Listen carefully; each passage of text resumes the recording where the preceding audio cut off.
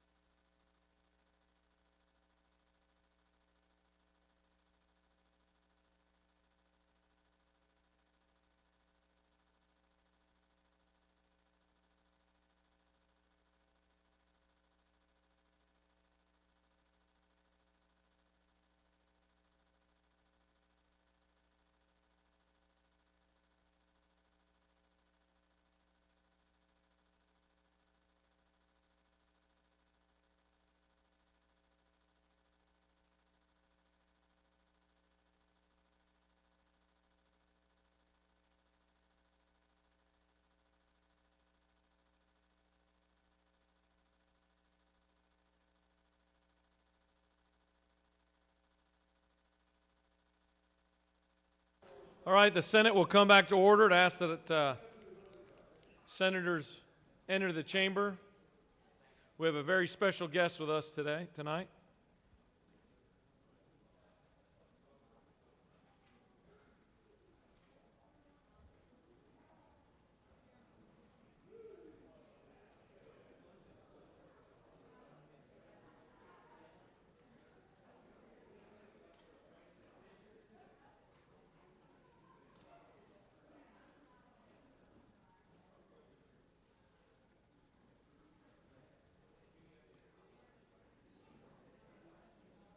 As we come to day 40 here, earlier today, I'm not going to get all sentimental on you, but earlier today I was sitting there listening to senators kind of give their farewell addresses, and it felt like the last day at school, right? Where you got, you got good friends, but they're graduating from high school and they're moving on with life, and they're going to go tackle their next challenge.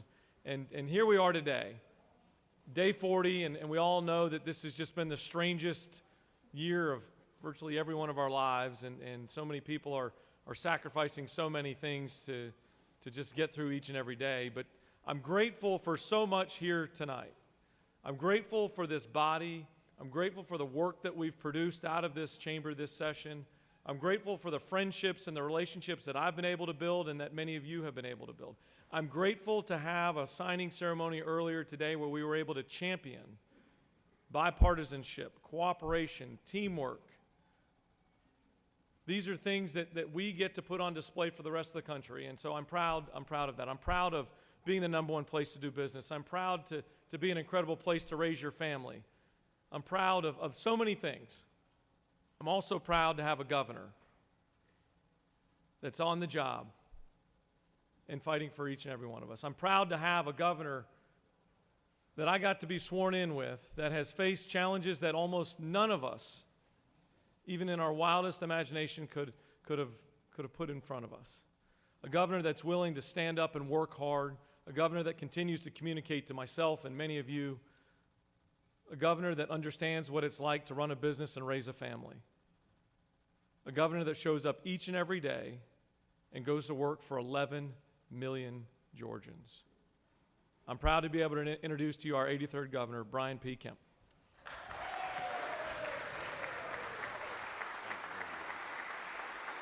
Thank you all very much. Thank you.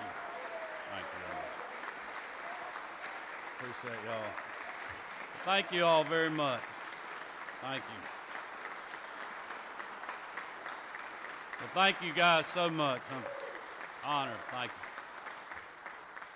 Well, thank you, Lieutenant Governor Duncan, and I want to thank the leadership of the Senate on the majority and the minority side for having me tonight. It is great to be back in this august body where I once served. Good evening to you all, and I just want to thank you for this opportunity. I know that you all have worked at breakneck pace over the last several days, so I'm going to be brief tonight, but I want to let you know how much Marty and our three daughters appreciate Lieutenant Governor Duncan and the members of this body for your thoughts and prayers over the last several months, as our state has been through something that I know that we all have never seen. As you can imagine, we greatly appreciate your service and dedication to our state in these challenging times. I also want to thank some members that I served with in this body and others that are going to be leaving us this year. I think I got to see most of them yesterday and thank them for their service.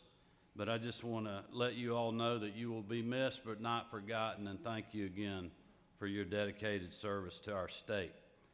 I also would like to thank you for your support for the public health emergency that we passed in this state for the first time in the state's history that I'm aware of to help fight COVID-19.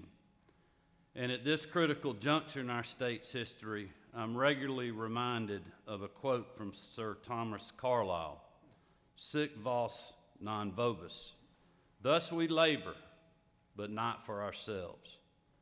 With your help, this declaration has resulted in an unprecedented level of state, local, federal, and private sector coordination to combat COVID-19.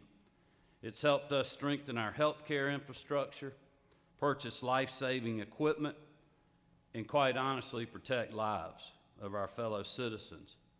but also the livelihoods of all Georgians. And as you know, this virus is still deadly and it's still affecting Georgians every single day.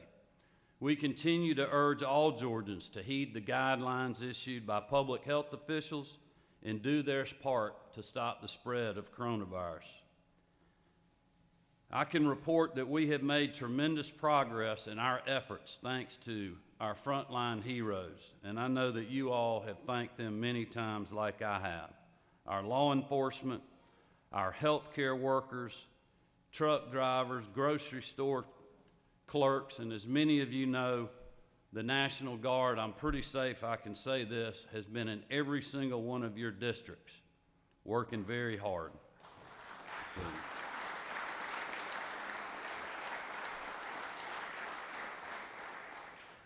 The Georgia State Patrol, the Georgia Emergency Management Agency, as well as the Department of Public Health and the Department of Community Health. We have certainly had a team effort, but it's only because of your support of the public health emergency.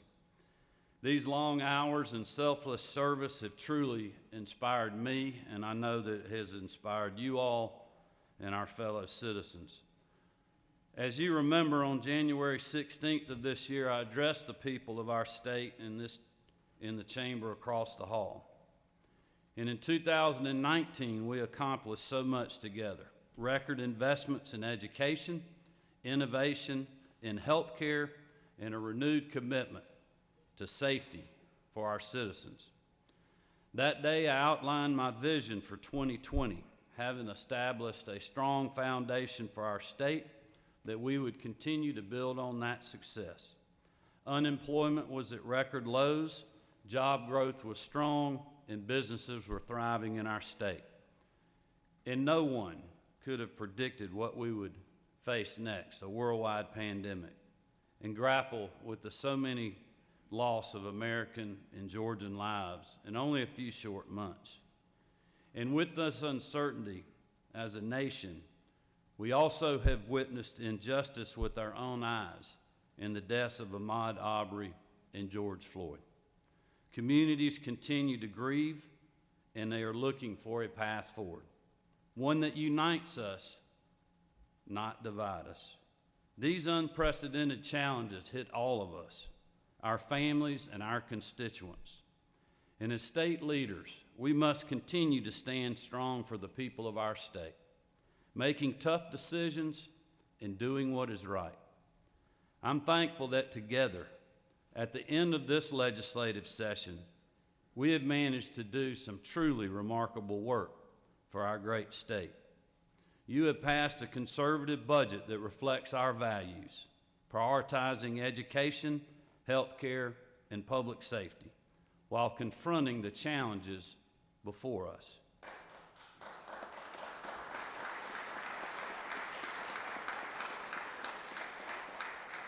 I want to thank all of you for your work on the budget, especially the subcommittee chairs and others. But I especially want to thank Chairman Tillery and Chairman England for their leadership working alongside our team at the Office of Planning and Budget. One of the finest people I've ever served with anywhere in my public service was Senator Jack Hill.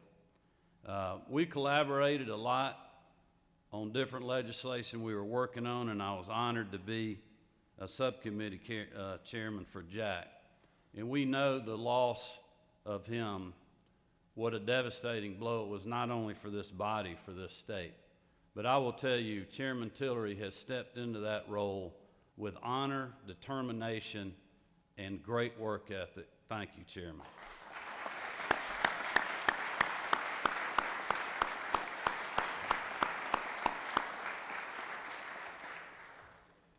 Despite these difficult times and against all odds, we continue to move our state forward for the people of Georgia, and I have no doubt about that. And I also have no doubt that if we keep working together and building together, we will emerge stronger than we ever have in our state. Thank you again for your service, for your commitment during these unprecedented times, and I wish you well the rest of the evening. God bless you. Thank you very much. Thank you, Mr. Secretary.